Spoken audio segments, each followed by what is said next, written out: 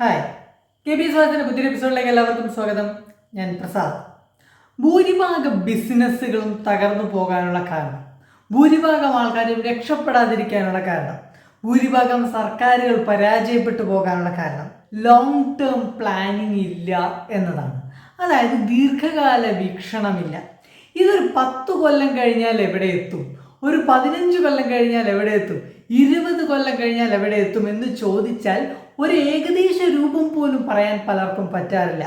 അതുകൊണ്ടാണ് തുടങ്ങി വെക്കുന്ന ഭൂരിഭാഗം കാര്യങ്ങൾ നമുക്ക് പൂർത്തിയാക്കാൻ സാധിക്കാത്തത്. നമുക്കൊരു കാര്യം തുടങ്ങി വെക്കുമ്പോൾ അതിന് മോട്ടിവേഷൻ മാത്രം മതി. പക്ഷെ അത് മുന്നോട്ട് കൊണ്ടുപോകണമെങ്കിൽ അതിന് മുകളിൽ ഒരു വിഷൻ വേണം, അതിന് മുകളിൽ ഒരു മിഷൻ വേണം, അതിനുള്ളൊരു ആറ്റിറ്റ്യൂഡ് വേണം, അതിനുള്ളൊരു ആപ്റ്റിറ്റ്യൂഡ് വേണം, സർവോപരിയുള്ള ഡിസിപ്ലിൻ വേണം. അപ്പോൾ ഇത്തരം കാര്യങ്ങളൊക്കെ എങ്ങനെയാണ് ഉണ്ടായി വരുന്നത് എന്ന് നമുക്ക് നോക്കാം. പ്ലാനിങ് എന്ന് പറയുന്ന ആളുകൾക്ക് വളരെ കുറവാണ്, ആ എഫിഷ്യൻസി വളരെ കുറവാണ്. അതിൻ്റെ കാരണം എന്ന് പറയുന്നത് നമ്മൾ പഠിക്കുന്ന സമയത്ത് തന്നെ പ്ലാൻ ചെയ്തൊന്നും പഠിക്കുന്നില്ല. അപ്പോൾ നമുക്ക് സംശയം തോന്നും, അതെങ്ങനെയാണ് അങ്ങനെ ശരിയാവും? നമ്മൾ എക്സാമുകൾ പ്ലാൻ ചെയ്തിട്ടാണ് നടത്തുന്നത്, അതുപോലെ തന്നെ ടൈം ടേബിളുകൾ പ്ലാൻ ചെയ്തിട്ടാണ് ഇടുന്നത്, പിന്നെന്താ പ്ലാനിങ് ഇല്ല എന്ന് പറയുന്നത്. എന്താണ് ഷോർട്ട് ടേം പ്ലാനും ലോങ് ടേം പ്ലാനും തമ്മിലുള്ള വ്യത്യാസം?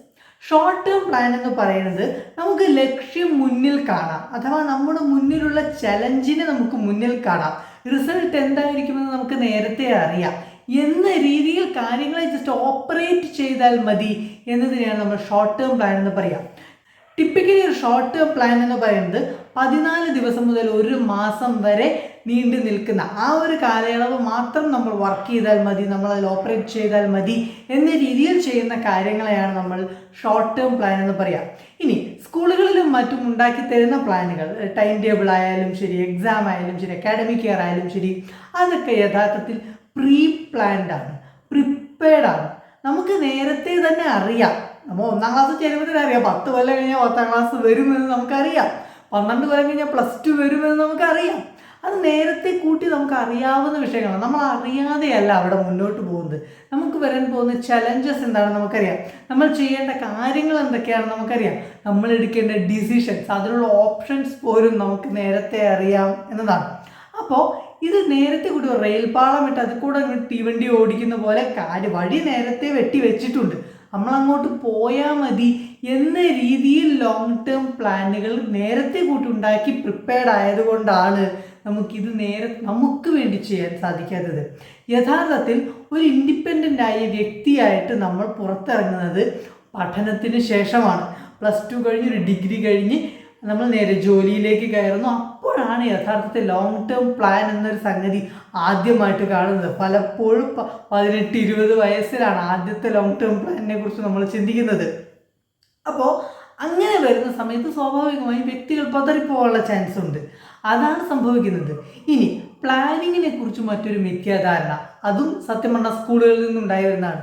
നമ്മളൊരു കാര്യം പ്ലാൻ ചെയ്താൽ പ്ലാൻ വിചാരിച്ച പോലെ തന്നെ നടക്കണം എന്നൊരു തരം വാശി, അത് ഷോർട്ട് ടേം പ്ലാനിൽ നടക്കും. കാരണം ഞാൻ നേരത്തെ പറഞ്ഞല്ലോ, അവിടെ വരാൻ പോകുന്ന ലക്ഷ്യം എന്താണെന്ന് നമുക്കറിയാം, ചെയ്യേണ്ട കാര്യങ്ങൾ എന്താണെന്ന് നമ്മൾ ജസ്റ്റ് ഓപ്പറേറ്റ് ചെയ്താൽ മതി. എന്നാൽ ലോങ് ടേം പ്ലാൻ അങ്ങനെയല്ല, അവിടെ വേറെ ചില വ്യത്യാസങ്ങൾ സംഭവിക്കുന്നുണ്ട്. അപ്പോൾ അതിലൊന്നാമതായിട്ട് നിങ്ങൾക്ക് ലോങ് ടേം പ്ലാനുകൾ ഉണ്ടാക്കണമെങ്കിൽ ആദ്യം അതിനൊരു ബേസ് ലൈൻ നമുക്ക് വേണം. ഏറ്റവും നല്ല ഇഫക്റ്റീവായ ഒരു ബേസ് ലൈൻ എന്ന് പറയുന്നത് 5 ഇയർ പ്ലാനിങ് ആണ്. അതായത് 5 കൊല്ലം കഴിഞ്ഞാൽ എന്ത് സംഭവിക്കും, 5 കൊല്ലം കഴിഞ്ഞാൽ ഞാൻ എവിടെ എത്തി നിൽക്കണം, 5 കൊല്ലം കഴിയുമ്പോൾ എൻ്റെ ജോലി എവിടെ എത്തി നിൽക്കണം, 5 കൊല്ലം കഴിയുമ്പോൾ എൻ്റെ ബിസിനസ് എവിടെ എത്തി നിൽക്കണം എന്ന രീതിയിൽ ഒന്ന് പ്ലാൻ ചെയ്യുക. എന്താണ് അവിടെ ലോങ് ടേം പ്ലാൻ ചെയ്യുമ്പോൾ ശ്രദ്ധിക്കേണ്ടത്? നിങ്ങൾ ആദ്യം വേണ്ടത് ഒരു പേനയും പേപ്പറും എടുത്ത് എഴുതുകയാണ്.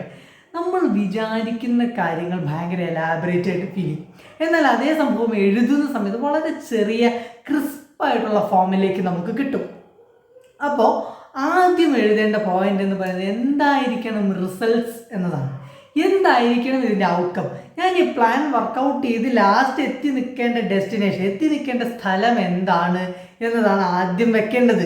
നമ്മൾ 5 കൊല്ലത്തേക്ക് പ്ലാൻ ചെയ്യുമ്പോൾ ഞാനൊരു ഗ്രാജുവേഷൻ, ഒരു ഡിഗ്രി ഞാൻ എടുക്കും എന്ന് പ്ലാൻ ചെയ്യുകയാണെങ്കിൽ ആ ഡിഗ്രി എടുത്തിട്ടുള്ളൊരു അവസ്ഥ നിങ്ങൾക്ക് മനസ്സിൽ കാണാൻ പറ്റണം എന്ന കൺസെപ്റ്റ് നിങ്ങളുടെ തലയിൽ വേണം. അതാണ് ഒന്നാമത് വെക്കേണ്ട കാര്യം. രണ്ടാമത് വെക്കേണ്ടത് അതിനുള്ള ആക്ഷൻ പ്ലാനാണ്. എന്ത് നടപടി എടുക്കണം? ഭൂരിഭാഗ പ്ലാനുകൾ നടക്കാതെ പോകാനുള്ള കാരണം നടപടിയില്ല, പ്ലാനിങ് മാത്രമേ ഉള്ളൂ എന്നാണ്. എന്ത് നടപടി നമ്മൾ എടുത്തു, എന്ത് കാര്യങ്ങൾ നമ്മൾ ചെയ്തു, എന്ത് കോപ്പറേഷൻസ് നമ്മൾ ചെയ്തു, അതാണ് അവിടെ പ്രധാനം. അപ്പോൾ 5 കൊല്ലം കഴിഞ്ഞ് നിങ്ങൾ ഇന്ന സ്ഥലത്ത് എത്തി നിൽക്കണമെന്ന് വിചാരിക്കുകയാണ്. അപ്പോൾ ഇന്ന് ഞാൻ എന്ത് ചെയ്യണം, ഇപ്പം ഞാൻ എന്ത് ചെയ്യണം, ഇതിലെ നടപടികൾ എന്തൊക്കെയാണ് എന്നത് ആദ്യം വിചാരിക്കണം. ഇനി അടുത്തത് ഇതിനുള്ള ഡിസിപ്ലിൻ അഥവാ ഓർഡർ, അത് നമ്മുടെ കയ്യിൽ വേണം. എന്ത് ഓർഡറിലാണ് കാര്യങ്ങൾ ചെയ്തു പോകേണ്ടത്? പലപ്പോഴും ലോങ് ടേം പ്ലാനിൻ്റെ ഏറ്റവും വലിയ കുഴപ്പമെന്ന് പറയുന്നത് നമ്മുടെ കയ്യിൽ ആക്ഷൻ മാത്രമേ ഉള്ളൂ. റിസൾട്ടിനെ കുറിച്ചുള്ള ഏകദേശ ധാരണ, ഏകദേശ കൺസെപ്റ്റ് മാത്രമേ നമുക്കുള്ളൂ. അതിങ്ങനെ ആയിരിക്കുമെന്ന ഉറപ്പ്, ആ പിക്ചർ നമ്മളുടെ കയ്യിലില്ല. ഏതാണ്ടൊരു കൺസെപ്റ്റ്, ഗ്രാജുവേറ്റ് ആകുമ്പോൾ ഏതാണ്ട് ഇങ്ങനെയൊക്കെ ആയിരിക്കും, ഇന്ന സാധ്യതകൾ എൻ്റെ മുന്നിലുണ്ടാവും, ഇന്ന ഓപ്പർച്യൂണിറ്റീസ് എൻ്റെ മുന്നിലുണ്ടാകും എന്ന ഒരു വിഷൻ മാത്രമേ നമ്മുടെ കയ്യിലുള്ളൂ. അപ്പോൾ അതിനു വേണ്ടി ഇന്നെടുക്കുന്ന ആക്ഷൻസ്, ഇന്നെടുക്കുന്ന തീരുമാനങ്ങൾ, ഇതാണ് നമ്മളുടെ കയ്യിലുള്ളത്. അപ്പോൾ അതിലെങ്ങനെ ഓപ്പറേറ്റ് ചെയ്യും, അതിനെ സിസ്റ്റമൈസ് ചെയ്യണം. കാരണം നിങ്ങൾക്ക് മോട്ടിവേഷനുള്ള ദിവസങ്ങളിലും ഡീമോട്ടിവേറ്റഡ് ആയിരിക്കുന്ന ദിവസങ്ങളിലും നിങ്ങൾ വർക്ക് ചെയ്യേണ്ടി വരും. Good days and bad days. അങ്ങനെ വർക്ക് ചെയ്യുമ്പോഴേ നിങ്ങൾക്ക് ടോപ്പിലേക്ക് എത്താൻ സാധിക്കുള്ളൂ. അതുകൊണ്ട് അവിടെ മോട്ടിവേഷനെ മാത്രം നമ്മൾ ഡിപ്പെൻഡ് ചെയ്യരുത്, ഡിസിപ്ലിനെ ഡിപ്പെൻഡ് ചെയ്യണം എന്നതാണ്. നിങ്ങൾക്ക് വയ്യെങ്കിലും നിങ്ങൾ എഴുന്നേറ്റ് പഠിക്കണം, നിങ്ങൾക്ക് വയ്യെന്ന് തോന്നുമ്പോഴും നിങ്ങൾ വർക്ക് ചെയ്യണം, ജോലിക്ക് പോകണം. അതാണ് ആ ഒരു ഡിസിപ്ലിൻ അഥവാ വർക്ക് എത്തിക്സ് എന്ന് പറയുന്നത്. ആ ഡിസിപ്ലിൻ സെറ്റ് ചെയ്യുക, അതാണ് 3ാമത്തെ കാര്യം. 4ാമത്തെ കാര്യം എന്ന് പറയുന്നത് ടാർഗറ്റുകൾ സെറ്റ് ചെയ്യുക എന്നതാണ്, അഥവാ മൈൽ സ്റ്റോണുകൾ സെറ്റ് ചെയ്യുക.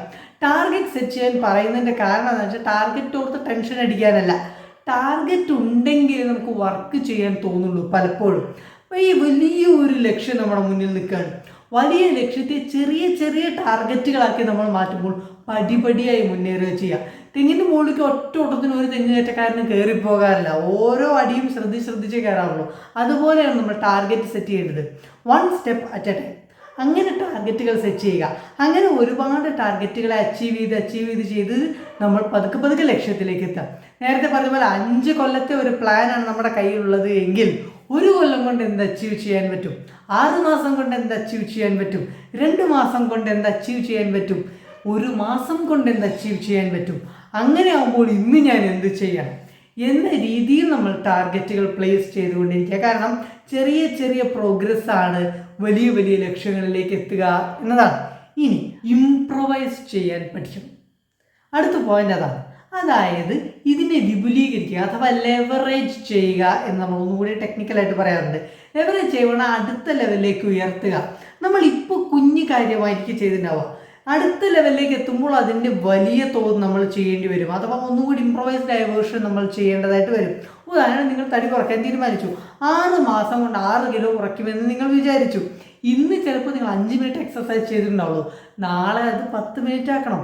അപ്പോൾ യഥാർത്ഥത്തിൽ അവിടെ ഒരു ഇംപ്രൊവൈസേഷനാണ് സംഭവിച്ചത്. അപ്പോൾ നിങ്ങളുടെ പ്ലാൻ അനുസരിച്ച് എന്താണ് ടാർഗറ്റ്, എന്താണ് ആക്ഷൻ, അതിൽ എങ്ങനെ ഇംപ്രൂവ്മെൻറ്റ് കൊണ്ടുവരാമെന്ന് ചിന്തിക്കുക, അതിനനുസരിച്ച് പ്രവർത്തിക്കുക. അതാണ് അടുത്ത പോയിന്റ്. ഇനി സ്ട്രാറ്റജൈസ് ചെയ്യുക. ഏറ്റവും പ്രധാനപ്പെട്ട കാര്യം ഇതാണ്, സ്ട്രാറ്റജിക്കായി ചിന്തിക്കുക, തന്ത്രപരമായി ചിന്തിക്കുക. സാഹചര്യം എന്താണ്, അതിനുള്ള മറുപടി എന്താണ്, അഥവാ അതിനുള്ള പോംവഴി എന്താണ്, ഇങ്ങനെയേ ലോങ് ടേം പ്ലാനുകളെ ചിന്തിക്കാൻ പാടൂ. ഭൂരിഭാഗം പേരും ലോങ് ടേം പ്ലാനുകളിലേക്ക് പോകാത്തതിൻ്റെ പ്രധാനപ്പെട്ട കാര്യമെന്ന് പറയുന്നത് അവർക്ക് സ്ട്രാറ്റജിക്കായിട്ട് ചിന്തിക്കാൻ സാധിക്കുന്നില്ല. ഇപ്പോൾ ഇതാണ് ശരി, എന്നാൽ നാളെ ചിലപ്പോൾ സാഹചര്യം മാറിയേക്കാം. സാഹചര്യം മാറുമ്പോൾ മറ്റു എൻറ്റയർലി ഡിഫറെൻ്റ് ആയ കാര്യമായിരിക്കും ശരിയായിട്ട് അവിടെ ഉണ്ടാവുക. അപ്പോൾ ആ ശരിയിൽ പോകേണ്ടി വരും. അങ്ങനെ നമ്മളുടെ രീതികൾ മാറ്റുക, ലക്ഷ്യം മാറ്റാതിരിക്കുക, മാർഗം മാറ്റിപ്പിടിക്കുക, ലക്ഷ്യം മാറ്റിപ്പിടിക്കാതിരിക്കുക എന്നാണ് സ്ട്രാറ്റജിക് തിങ്കിങ് എന്ന് പറയുമ്പോൾ. അപ്പോൾ നിങ്ങൾക്കുള്ളത് ലോങ് ടേം പ്ലാൻ ആണെങ്കിൽ തീർച്ചയായിട്ടും നിങ്ങൾ സ്ട്രാറ്റജിക് തിങ്കിങ്ങിൽ പോകേണ്ടി വരും. കാരണം ലോകത്ത് ഒരാളും ഇന്നേ കാലം വരെ വിചാരിച്ച പോലെ തന്നെ ലോങ് ടേം പ്ലാനുകളെ അച്ചീവ് ചെയ്തിട്ടില്ല. അതുകൊണ്ട് നിങ്ങളെപ്പോഴും സ്ട്രാറ്റജിക്കായിട്ട് ചിന്തിക്കാൻ പഠിക്കണം. സ്ട്രാറ്റജിക്കായിട്ട് ചിന്തിക്കുക എന്നുകൊണ്ട് ഉദ്ദേശിക്കുന്നത് സാഹചര്യത്തെ മനസ്സിലാക്കാനും അതിനനുസരിച്ച് നടപടികൾ എടുക്കാനും പഠിക്കുക എന്നതാണ്. അതിന് തയ്യാറാവുക എന്നതാണ്. പലർക്കും അറിയാത്തതല്ല പ്രശ്നം, അതിന് തയ്യാറാവാത്തതാണ്. അപ്പോൾ ആ ഒരു തയ്യാറോടുകൂടി നിങ്ങൾ ജീവിതത്തെ നോക്കി കാണുക. അങ്ങനെ ആകുമ്പോൾ ലോങ് ടേം പ്ലാനുകൾ വർക്ക് ചെയ്യാൻ പറ്റും. അപ്പോൾ ഇന്ന് മുതൽ ഒരു 5 കൊല്ലത്തേക്കുള്ള ഒരു പ്ലാൻ ഒന്ന് പ്രിപ്പയർ ചെയ്ത് നോക്കൂ. അതൊരു ത്രില്ലിംഗ് ഗെയിമാണ്.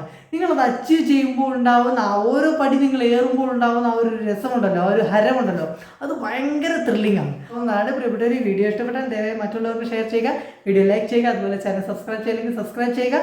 Thank you so much.